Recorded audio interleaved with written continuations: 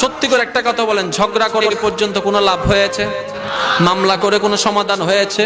না, কখনো এটা করবেন না। জাগার মালিক আপনিও নন, আপনিও নন, আপনিও নন, আপনিও নন, আমরা সবাই ভাড়াটিয়া। মালিক হচ্ছেন কে?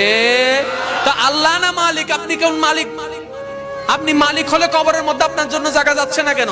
এমন অনেক মালিক আছে, জায়গার মালিক নিজের জায়গায় কবর পায় নাই।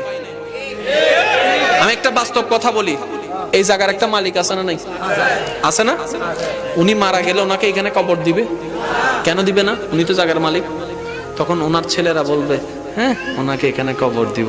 ওনাকে একটা কবর দিলে এখানে আশেপাশে তো ঘর আমরা থাকতে পারবো না, বিল্ডিং সবগুলা নষ্ট হয়ে যাবে, জায়গা নষ্ট হয়ে যাবে, ওইখানে দাও, ওইখানে দাও। তুমি বলে যে আমি কিনলাম, আমাকে এখানে দাও। বাবা তুমি আমার জন্য কিনছো, যে তোমার জন্য কিনো নাই। যাও যাও যাও যাও যাও, এটার নাম দুনিয়া, এটার নাম দুনিয়া। মনে রাখবেন, আপনি যদি আল্লাহর এবং নবীর প্রেমে যদি নিজের জীবনকে সাজাতে পারেন, যেই কবরের মধ্যে